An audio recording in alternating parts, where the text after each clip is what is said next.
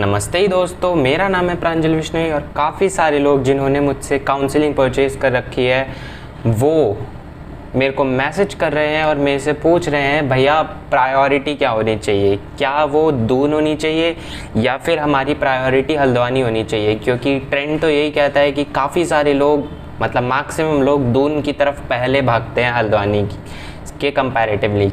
तो क्या ये सही है, क्या आपके लिए सही है या फिर आप भी भेड़ चाल चल रहे हैं। ये बात करने से पहले मैं उन बच्चों की बात करूँगा जिनके नंबर 615 जनरल या फिर 610 ओबीसी या फिर 600 से कम है जनरल ईडब्ल्यूएस में।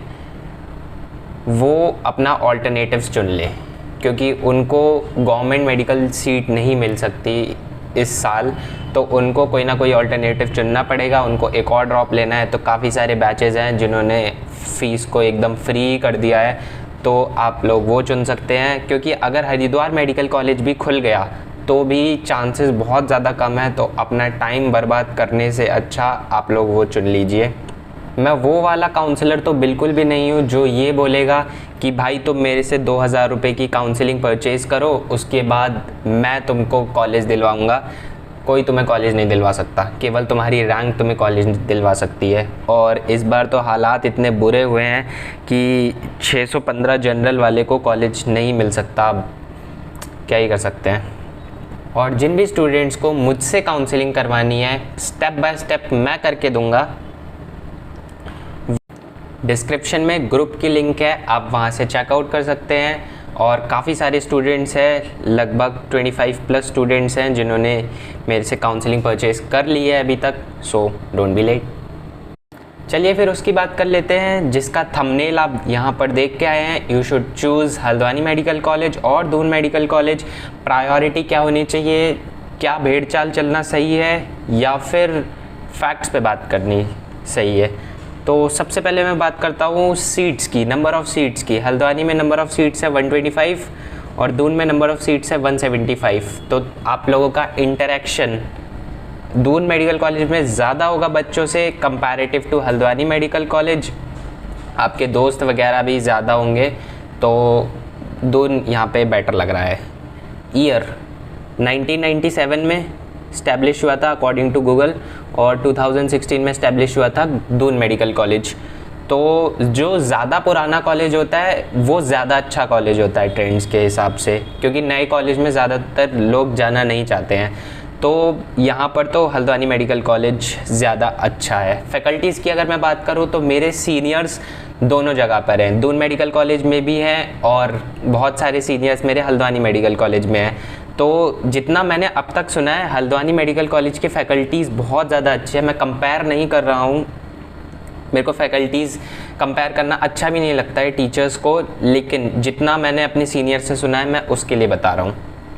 हल्द्वानी, अब तुम 5 साल किसी कॉलेज में बिता रहे हो तो ऑब्वियसली घिसने तो नहीं जा रहे हो वहाँ पे, तुम घूमोगे भी, आसपास की जगह एक्सप्लोर भी करोगे। तो नियर प्लेसेस की बात कर लेते हैं। हल्द्वानी के पास जो नियर प्लेस है वो है नैनीताल और दून के पास जो नियर प्लेस है वो है मसूरी नहीं, और देहरादून के पास जो तुम्हारे घूमने की जगह होगी वो होगी मनाली।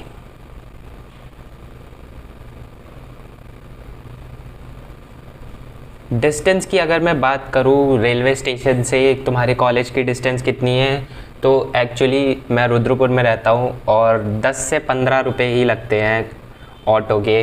और दून मेडिकल कॉलेज भी पास में ही है, तो दोनों पास में ही हैं स्टेशन के, तो तुम्हें ज़्यादा दिक्कत होने वाली नहीं है। अब बात करते हैं मेन टॉपिक पे, वो है नंबर ऑफ़ पेशेंट्स। एक अच्छा डॉक्टर वही होता है जिसने डाइवर्स पेशेंट्स को देखा होता है। डाइवर्सिटी होनी चाहिए। क्या तुम्हें ज़िंदगी भर बुखार खांसी के ही पेशेंट्स देखने हैं क्या?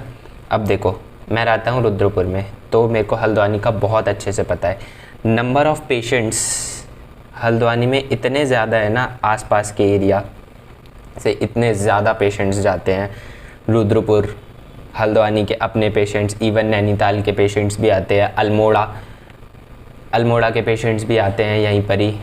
तो number of patients Haldwani medical college में इतने ज़्यादा हैं कि तुमको भर भर के सीखने को मिलेगा, और देहरादून के कंपैरेटिव में तो बहुत ज़्यादा आते हैं नंबर ऑफ़ पेशेंट्स। आसपास का सारा एरिया सुशीला तिवारी कवर करता है।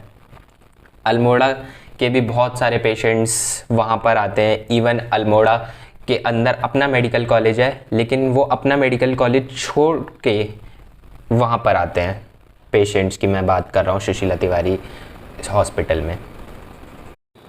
और अगर मैं डिस्टेंस की बात करूँ तुम्हारे हॉस्टल या फिर कॉलेज से हॉस्पिटल की कितनी डिस्टेंस होगी, तो दूर मेडिकल कॉलेज में 1 से 1.5 किलोमीटर्स की डिस्टेंस है।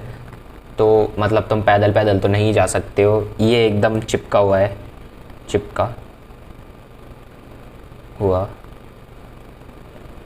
तो तुम यहाँ के हॉस्पिटल में कभी भी विज़िट कर सकते हो, लेकिन यहाँ पे तुमको व्हीकल्स का सहारा लेना पड़ेगा। तो अब बात कर लेते हैं, तो हल्द्वानी जब इतना ज़्यादा अच्छा है, इतने ज़्यादा पेशेंट्स आते हैं, इतना ज़्यादा सही माहौल है, तो देहरादून को क्यों प्रायोरिटाइज़ करते हैं? पहली बात, देहरादून के पास है मनाली, तो विजिटिंग प्लेस। दूसरा, देहरादून है कैपिटल, कैपिटल की वजह से। तीसरा, भेड़ चाल। भाई सब देहरादून चुन रहे हैं तो देहरादून ही अच्छा होगा मेरे हिसाब से। जब तक या तो तुम में इतना दम ना हो कि मैं देहरादून में रहता हूँ और मुझे अपने ही एरिया में अपने ही घर के पास कॉलेज चाहिए। बहुत सारे ऐसे बच्चे होते हैं जिनको अपने घर के पास चाहिए होता है, तो या तो तुम वो वाले स्टूडेंट हो तो तुम देहरादून प्रेफर करो, या फिर तुम ट्रैवल नहीं कर सकते हो, तुम्हारे देहरादून से हल्द्वानी की डिस्टेंस बहुत ज़्यादा है, तब तुम दून प्रेफर करो।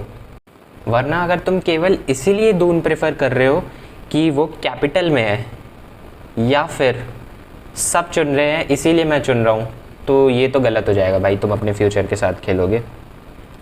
और फिर भी एक बार खुद से सोचना, पूरे पॉइंट्स को एनालाइज करना, और तब देखना कि तुम्हारे लिए क्या सही है। अब मैं बात कर लेता हूँ काउंसलिंग की। तो अगर किसी को भी मेरे से बात करनी है तो 2000 रुपीज़ की मैं काउंसलिंग करता हूँ, स्टेप बाय स्टेप मैं करके देता हूँ। From first step, from round 1 to mop up round या फिर स्टे वैकेंसी राउंड, पूरा मैं करके दूंगा। तो मुझसे अपने सारे सवाल पूछ सकते हो, प्रायोरिटी वगैरह के बारे में या फिर फ़ी के बारे में। और जिस भी टॉपिक पे तुम्हें वीडियो चाहिए, let me know in the comment section. And it's Pranjal Vishnoi signing of.